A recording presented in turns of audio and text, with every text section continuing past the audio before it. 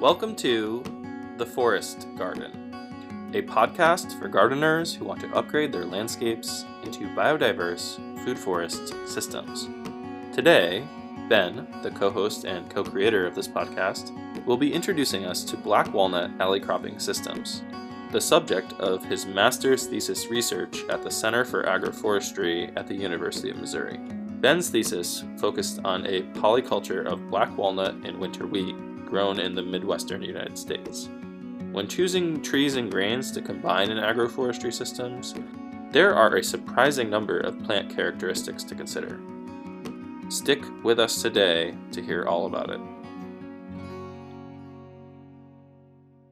All right, so we're back at the Forest Garden Podcast, and today we're going to be doing a little co-host interview, I guess is the way you'd call it. Recently, Ben had a paper published on his thesis research, the first chapter of his thesis. It came out a few months ago, actually, I guess back in October. And we've been talking about how we should do an episode where where I interview Ben kind of about the topic and I will learn a lot. So now we're finally getting around to it. Happy to be in the hot seat and get interviewed by you this time. And then we'll have to find another topic after for me to interview you back. Yeah, maybe when my thesis is released in like another year or two or whatever. And I think something that's important to point out is that like when you finish grad school and you like finish your thesis, that's like it's sort of like the beginning of publishing. Like when your thesis is done, suddenly it's out there in the world and everyone can access it. But then you start submitting it to journals, and the process of doing that can take a while. So that's why we're talking about this in 2024 when you actually finished back in 2022? 2022, yeah. Yeah, it's been kind of nice because it's nice to see all this work that I did as a grad student. I mean, it's still available online, whether it's published or not, because the university holds it in their archive for people to view. But it's nice to see it come a little bit more into the limelight and a little bit more into the public view when it's published. And I've never had a paper published before, so it was really nice to see some of my thesis work put into Agroforestry Systems, which is a journal actually edited by and put on by the Center for Agroforestry at the University of Missouri. And so it's very relevant because my paper is about agroforestry. It's about alley cropping. All right, so let's dive into it. I guess I'm going to pretend I have no idea who you are and I don't know anything about you or your research. Tell me why your research was important, especially in the context of the Midwest where you carried it out. Wow, I feel like I'm at my defense again. So I first heard about agroforestry as I was interested in tree crops in general, just from a novel point of view. I liked to learn about new foods and new ways of growing. But when I started to read Eric Tonesmeyer's book, several of his books, particularly the Carbon Farming Solution, I started to understand the connections that could be made between growing trees and help mitigate climate change. And so I came in through definitely the agricultural side of agroforestry, and I've sort of ended up on the forestry side, which is kind of funny, kind of went all the way through that word. But essentially, agroforestry is the intentional combination of trees on cropland or trees on pasture land too. So it also could be silvopasture, which we could briefly touch on as well. And the idea is that there's several different benefits to incorporating trees on the cropland, but not the least of which is improving the carbon sequestration rates of cropland. Typically, cropland, agricultural land, is a source for carbon. It's actually releasing carbon into the atmosphere as the soil is being tilled, as machinery is being used, crops are being harvested. And the idea is that anything we can do to help make it less of a source, or maybe even make it a sink where it's pulling carbon from the atmosphere, is going to be something really important in the coming years. There's many different ways you can do that in terms of changing agricultural practices, cover crops, composting, all that good stuff. But agroforestry is a really unique solution because it offers, like I was saying before, a multitude of other benefits too. So let's see, there's a lot of great resources on the different types of agroforestry. I probably won't be able to cover all of them, but the one that I focused on mostly in my work was alley cropping. And so alley cropping is a very classic form of agroforestry where you're putting trees onto cropland, typically in rows where the annual crop or the grain crop And sometimes they can be perennial crops or grown in between the tree rows. Some of the other benefits, besides the carbon sequestration of incorporating the trees onto cropland, are reducing water erosion, which is a big problem on agricultural land because those tree roots are holding the soil in the ground. Another benefit would be for wildlife habitat. Even though you might only be adding one species, you might just be adding chestnut, or you might just be adding ice cream bean if you're in the tropics. You might just be adding one species tree into one species of crops, but ideally you'd be adding more, and it'd be a polyculture. But even if you just add another layer onto that landscape, you're increasing the biodiversity, the insect life, the bird life that can exist. And if you've been to the Midwest US, or really anywhere where there's mass agricultural land, there's not very much wildlife habitat. So anything we can do to increase the niches that are available to wildlife can be really impactful, I think. Even with the benefits, though, there's some considerations when you're combining different plants together. And so obviously there's going to be competition if it's not done correctly. But what my work focused on is how can we really consider these competitive factors and try to design the system so that the competition is either low, or in some cases there's collaboration between the species, or complementarity is probably the better word to use there. And that's when the land, that 1 acre square that you have, produces more when you combine the two species together than if they were separate on their own square acre. And that's really fascinating to me, because that means that there's actually those collaborative forces that are coming together that are partitioning resources and actually making the land more productive and not less, which I think is the main criticism to agroforestry. And it's a good criticism because, there's plenty of situations where if you're incorporating improper combinations of trees and plants, or you're growing them at the wrong time or the wrong spacing, there's actually going to be high levels of competition, both underground for moisture and nutrients, and then above ground for sunlight. That's really what the bulk of my work focused on. It's very specific, and grad school, they want you to specialize. So my work looked at black walnut alley cropping systems, specifically with grain crops like winter wheat and barley. And the reason why we chose that combination is because it's something that's actually being done in parts of Europe and has been proposed as a system that could work in the US with black walnut, which is our native walnut species. There's, like I said, different forms of competition, but the type that I focused in on was the above ground competition, and how we can design and choose plants accordingly that will reduce the amount of competition so we get that high level of complementarity. They call it the land equivalency ratio, the LER. If it's higher than 1, then it means that the land is producing more with 2 species than it would be if those 2 species were grown separately.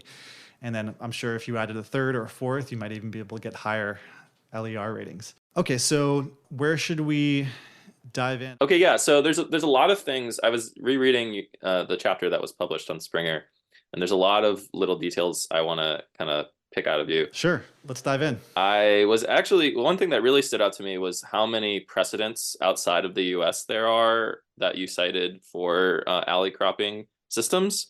So you listed Chinese chestnut with soybeans in the Yunnan province of China, apricot with wheat in the northwest region of the United States, apple with soy and peanuts in the lowest plateau region of Asia, and winter cereal grain traditionally grown in alleys between tree rows of sweet chestnut in Spain, rows of poplar, black locust. I mean, I was kind of blown away because I didn't realize that alley cropping as an agroforestry system was so prevalent throughout the world and just really kind of lacking in the United States.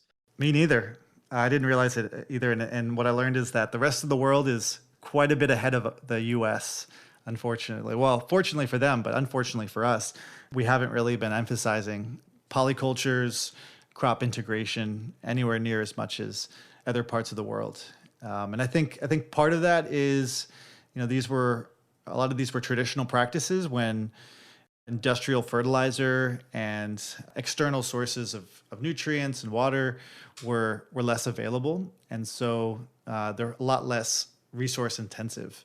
But since we had, for at least for a while in the U.S. history, we've had really cheap access to resources, subsidized resources to grow in monoculture. We didn't really have to rely on polycultures and alley cropping to secure those resources.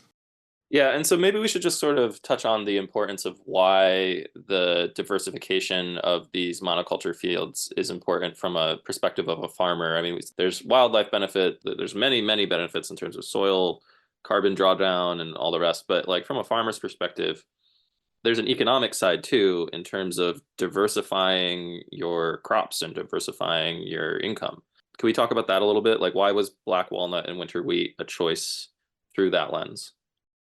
Well, in France, where a lot of the walnut wheat alley cropping work and research has been conducted, it was really integrating the grains into the trees as opposed to the trees into the grains.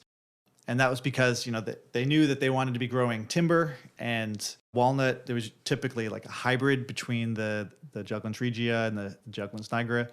And sometimes it's just Juglans regia, sometimes just Juglans nigra. And then there are other species too within the Juglans genus, but they would essentially use these walnut species for really high quality timber. Black walnut is probably one of the highest quality timber species that can grow in cold climates.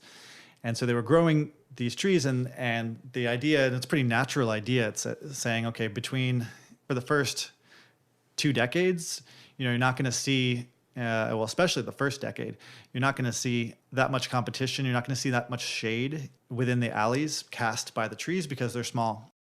The unique thing about the winter wheat was that, it's seeded in the fall or the early winter, and then it's harvested in late spring or early summer. And so there was this period of time, specifically with walnut, that was observed where the walnut is not producing any shade in the spring, while all the other trees, if there's chestnuts around or oaks around, they're all going to have their canopy. The leaves will have emerged fully, but there's a delay in the Juglans genus. And because of that, it works really well with these cool season grasses, cool season grains, because there's going to be a lot less competitive forces. So they figured it out in France and similar systems around the world. But for some reason, or maybe for some known reasons, the U.S. really has lagged behind because of those factors we talked about earlier. So in terms of the phenology of black walnut versus other species, could we dive into that just a little bit deeper?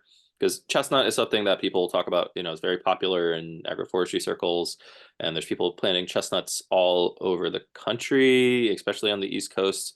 For me, in terms of the why there, I think of just how much easier it is to crack open a chestnut from the burr and then, process it versus black walnut. But for you, the choice was purely related to the amount of light that's going to get through the canopy and be able to be accessed by the lower level grains in the system. What other trees were looked at, or like, was there any sort of conversation about what other trees you might have chosen besides black walnut before that was made available as like the combo? Well, I mean, for the region that I was studying in Missouri, I mean, you have pecan, you've got chestnuts, you've got walnuts, hazelnuts that you can grow as well.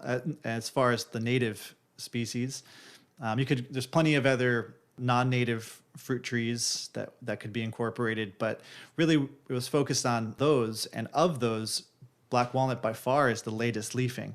And so phenology, there's probably a more scientific definition that I don't have in front of me, but typically it's used to describe various physiological events of plants and probably all living things throughout the season. So phenology in a tree species will be when the leaves emerge.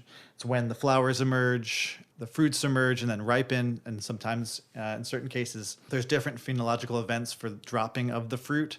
Like, it's the crazy thing that I learned from studying one species for 2 years or 2.5 years and talking to some people who studied them for 2 decades is there's really precise definitions, precise wordings for all the different phenological events, for all of the different anatomy of the trees. So there's many different parts of phenology to look at, but because we're looking at specifically the light competition, then of course the main governor of that is the leaves, the timing of the leaves, and there's different stages. basically, I think day one of my grad student work, I went out and got up into a ladder. Basically, the trees didn't have any leaves on them yet, but they had little like swollen buds. And there's a stage for that. There's stage 0. And then, you'll come back. That might have been a Monday. You come back on a Friday, you might see a little tiny leaf emerging from that swollen bud, and that might be a stage 2 or a stage 3. And there's a photo guide that can help you.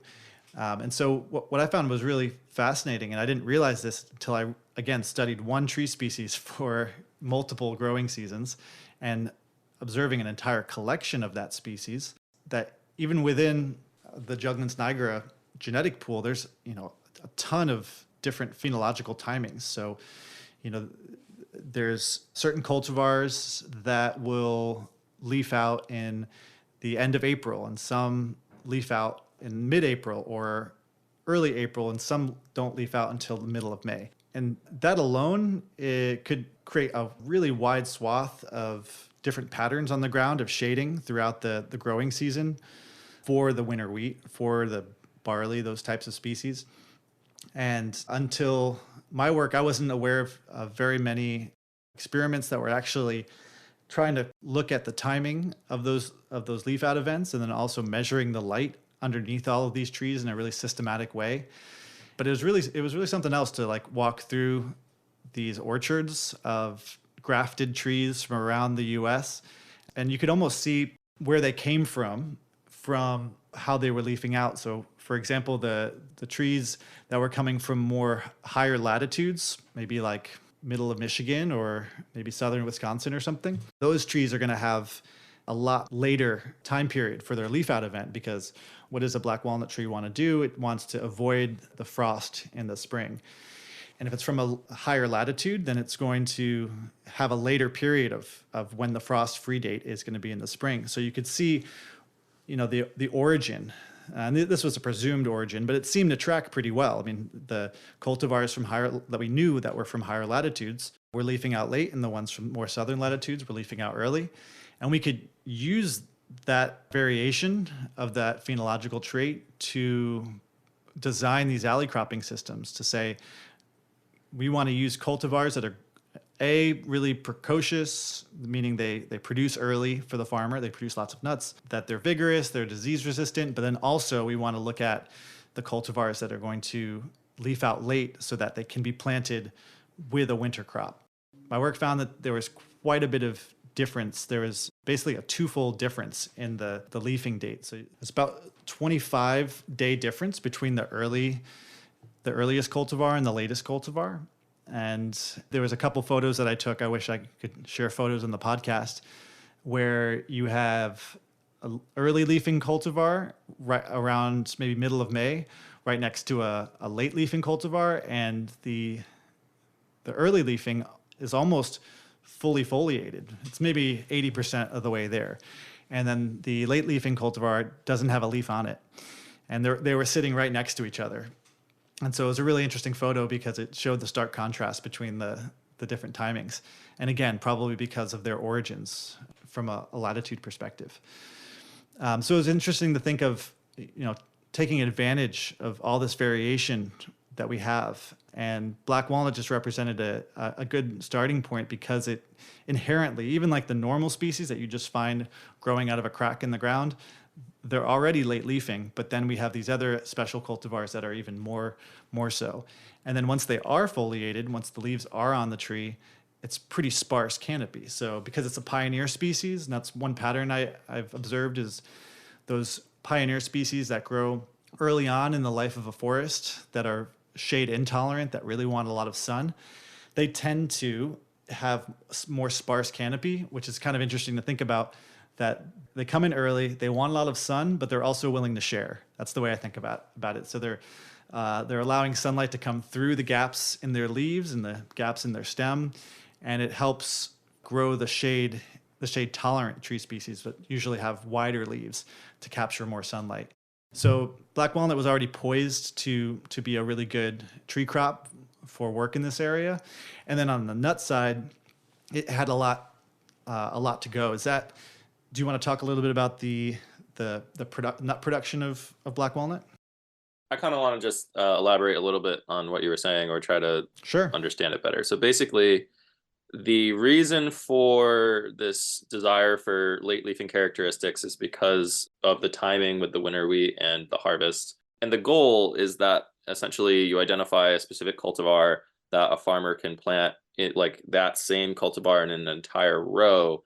But and then in doing that, isn't that sort of creating like these like it's kind of like creating a new monoculture in a way? Or I wonder how that affects the wildlife in the region or the I'm sure that it supports, tons of different species of moths. And is that a consideration where it seems like those two things would kind of be in disjunction with one another, those two different ideas of productivity, but then also all of the ecosystem services that this landscape would provide? Yeah, that's a really good point, and I definitely thought about that a lot.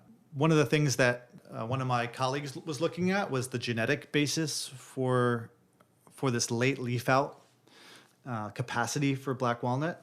And what we found is that there's a pretty strong genetic component, of course, which you'd imagine is so, right? There's an explanation for why. It's not just environmental. There's a gene governing this. And this was beyond the scope of my work, but at least in chestnut, oftentimes if there's a tree that has traits that are really desirable, grafting is, for a couple of reasons, is not desirable for chestnuts, but the seeds will be taken or the nuts will be taken from a chestnut tree and planted so that there is genetic diversity. Maybe it's a full sib family. Like full sib means that you can almost think of the trees as brothers and sisters, and they all have the same mom and dad. Like that's kind of the language that we were using in the lab. It's kind of funny, but it's really helpful because especially when you're new to genetics. Then a half sib family would be a group of trees that has the same mother. So they all were collected from the same tree, but the pollen parent could have been, there could be hundreds of fathers. So basically what you're saying is that you could cross two of these cultivars, you have the known parentage, and then the seedling, like the black walnut seedlings of the two latest ones could be planted out in a row. And then ideally they would have pretty similar leaf out times. Is that kind of the idea? Yeah, and like I said, that's not. So there's also this idea of heritability in genetics, where you could say, okay, there's a gene that controls late leaf out time or really great quality nuts, but then the question is, and this has to be proven, is will that pass down reliably from generation to generation, or is it a gene but it's going to get randomly assembled in the next generation and you can't rely on the seedlings? Almost like that idea of, does it come true to type, or is it going to have more random mutations or random recombinations? But yeah, to address your question, so that would be one way to get around this, is to collect genetics from a pool of trees or collect nuts from a late leafing tree and be planting those out, as opposed to a grafted clone, as a monoculture, as you put it. And thankfully what I found was that there are several cultivars that are late leafing that can be used. And so you don't have to rely on just one cultivar. And then black walnut's great for woodpeckers. I saw lots of woodpeckers on black walnut. There's plenty of different types of insects that use black walnut as a host. The nuts, of course, are probably one of the main contributions that a walnut tree has to its ecosystem. But if those are collected for people, then wildlife has to use what's left over. But as far as a nectary, there's not really any nectar to a black walnut because it's a wind pollinated species. So it doesn't need to have showy, beautiful flowers. Although the flowers they're a little primordial, but they're not bad looking. They can have some red and green in there, but they're pretty small. They're not super showy.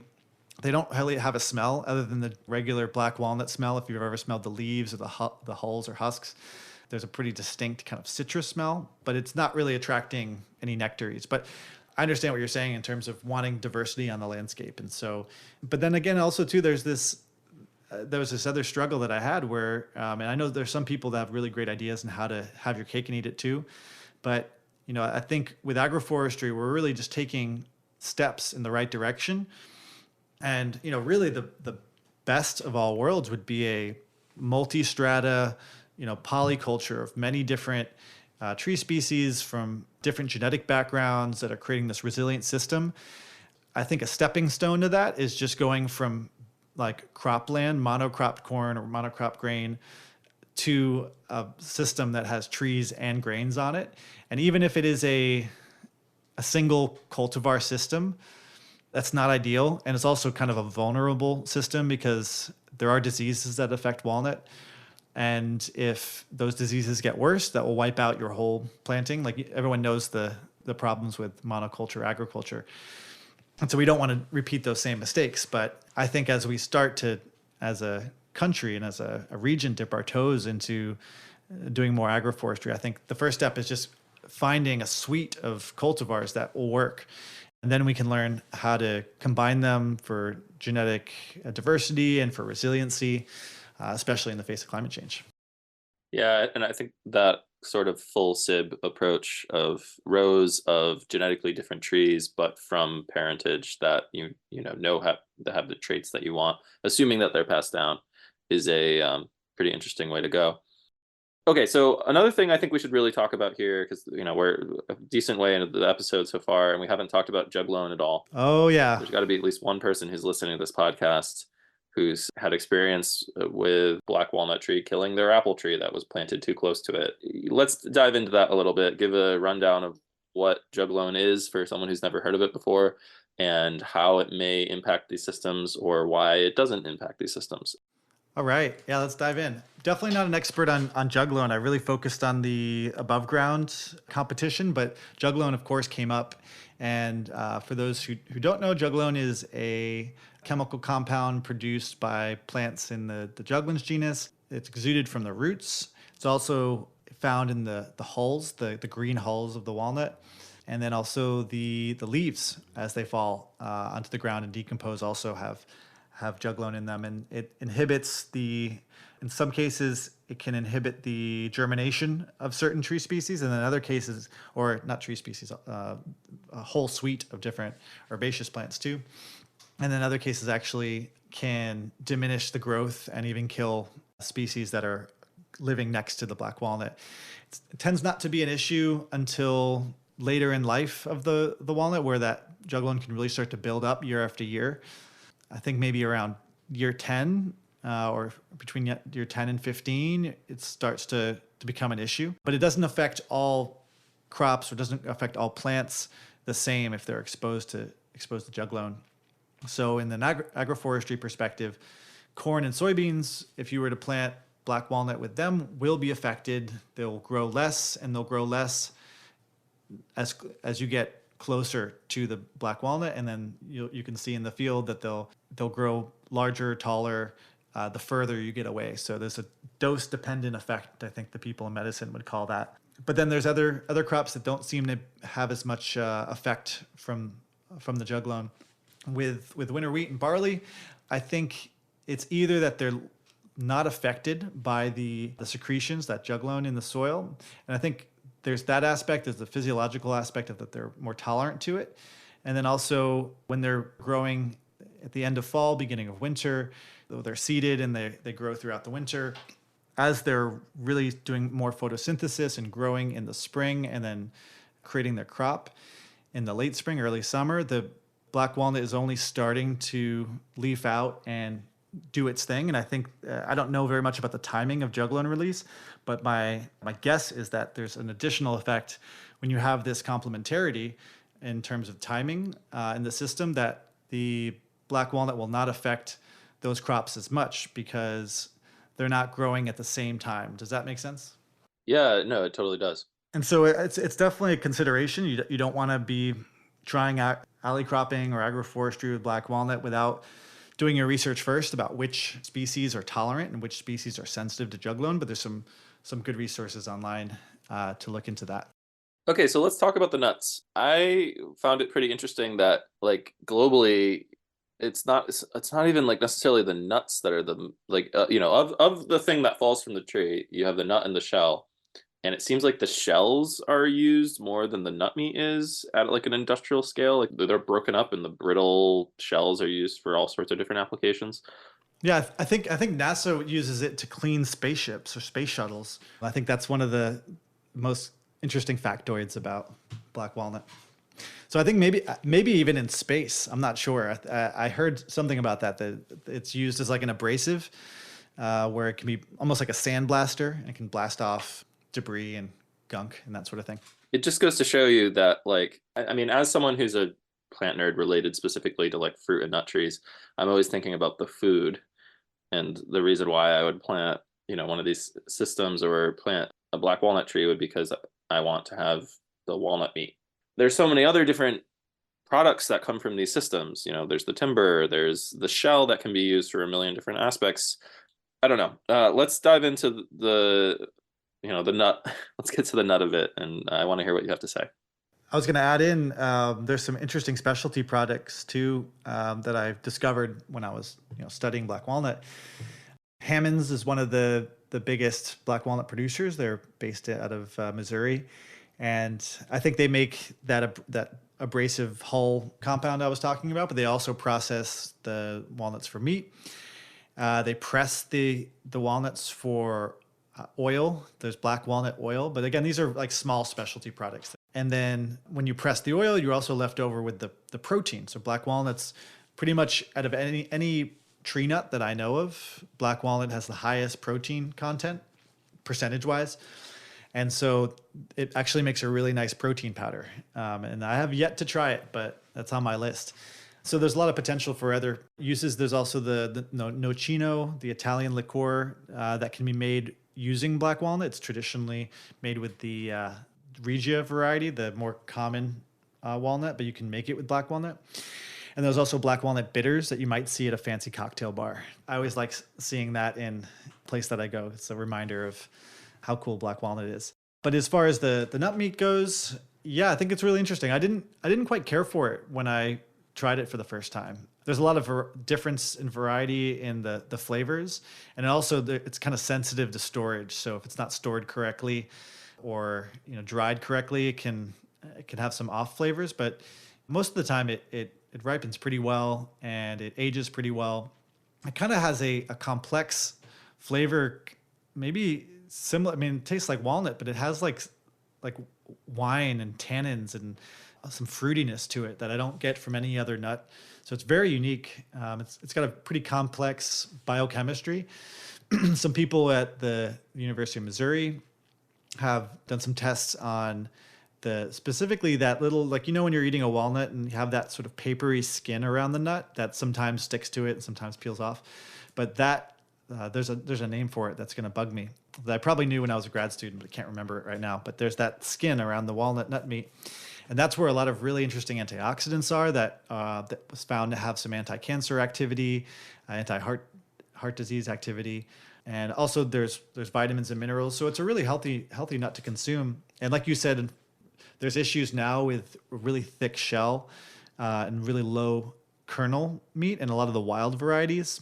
So if you were to just go around, and I did, when I was in Missouri, when I was just jogging and I'd see a black walnut tree, I'd be like, oh, I wonder what the nut meat's like. And I would just take a bag right where I found it and throw it in my backpack. And then I had my own little setup where I was finding out what the wild varieties were like and how they compare to the cultivars. And yeah, sure enough, there were some that were okay, but most of the time they're like 10% nut meat, 90% shell, or maybe if they were really good, they'd be 20% kernel. But the kinds that we were finding in the cultivar collection that were selections from the wild over, probably the past 100 years of people around the US, maybe 50 to 60 different cultivars, testing those, if you get above, you start to see ones that go above 30% kernel.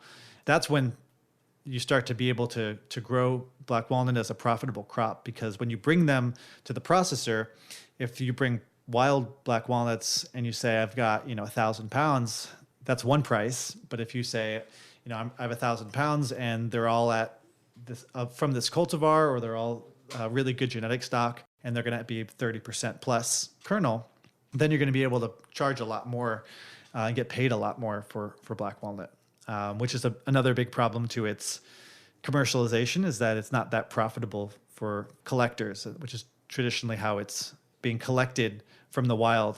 But it's not a very profitable crop to bring in and process. But that's why this genetic work is really important. While we're on the topic of the nut to shell ratio, or the nut meat to shell ratio.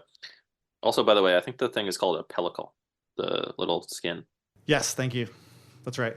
On the topic of the nut meat to shell ratio, was there any consideration about using heart nuts instead of black walnuts? Because I mean, heart nuts, are pretty amazing in that you can just, especially some of the cultivars at the Ag Experiment Station in Connecticut that we went to several years ago. There's a cultivar there called Rhodes that is pretty phenomenal. And I mean, I've cracked it open just with like a rock and another rock right there under the tree. It splits open perfectly. It's not broken up. The meat is full. It's not broken into a bunch of little bits. And you would think that that would be something that would then increase the value of the nut crop, as opposed to black walnut, where often the result is like a lot of little pieces of walnut. At least like if I'm going to buy a thing of mixed nuts from the store, I like it when I have my full complete nut in there rather than a bunch of the little bits. And I think that there's probably a higher consumer value there. Definitely. So was there any consideration given to that, or are there reasons why juglans, Ailantifolia, cordiformis wouldn't work in these systems? Well, one of the things I've realized working with trees and doing research with trees is a lot of the work is, I mean, it's a very long-term pursuit, and you're building off of the work that someone started 20 years ago, and they're building off the work that someone else started 20 years prior to that when you're working in a university setting. And in my case, there was this really large collection of black walnut that had been established in the 90s, maybe the late 80s too.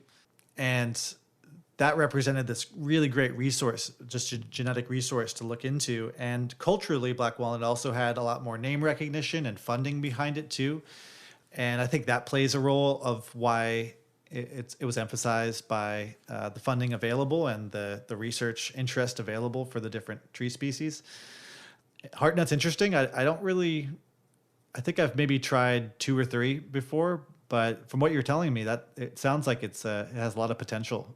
But the other thing you need to consider too is not just the quality, but the quantity too. So you're trying to like maximize for multiple things at the same time. Like if it produces really thin shell, if the nuts crack out fully, that's great. But if it has, only 20% of the yield of some of these black walnut trees that are really heavy producers in some cases, then even though it's nice that it has high kernel yield, it doesn't get offset by the productivity. I'm not saying that that's the case with heartnut, but that could be one reason why it hasn't caught on as much in the Midwest.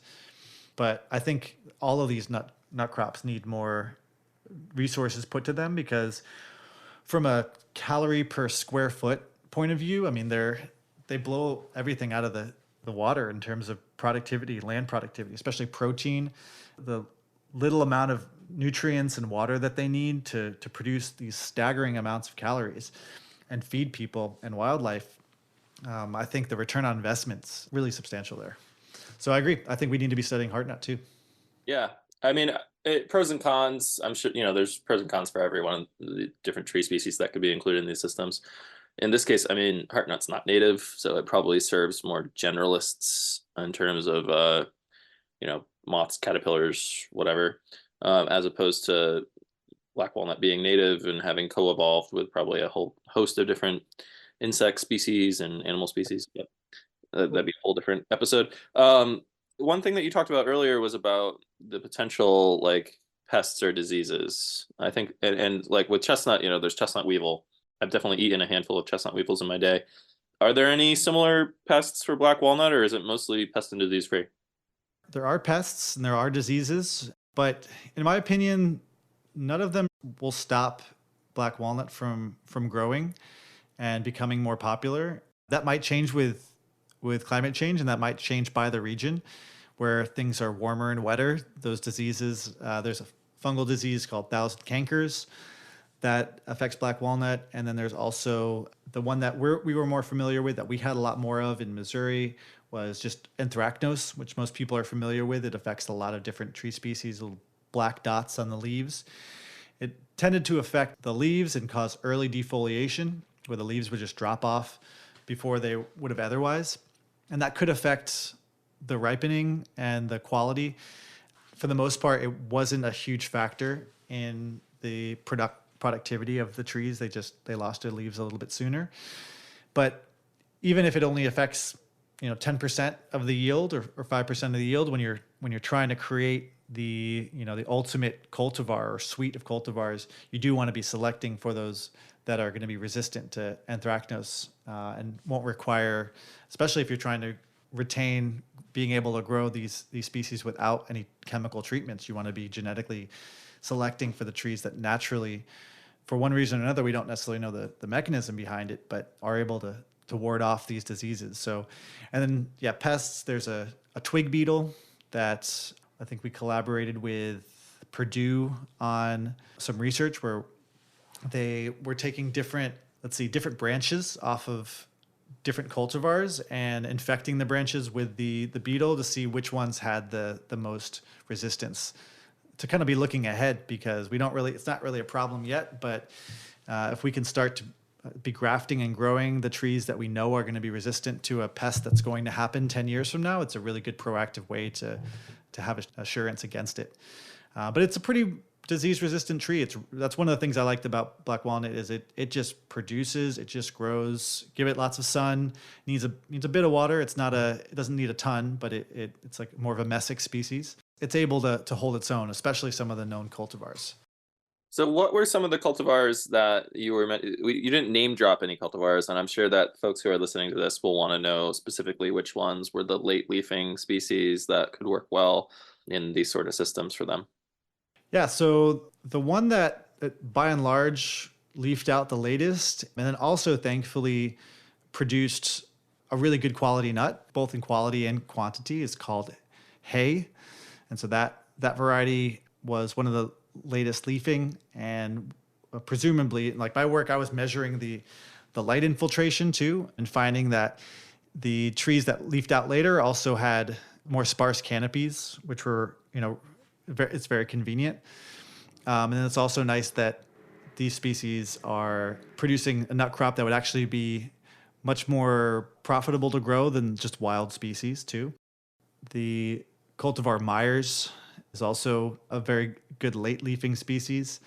But yeah, there's a list of them, but those are the first two that come to mind. But people can find my paper. We'll put it in the show notes to read more about the different varieties that I found that looked interesting for agroforestry systems.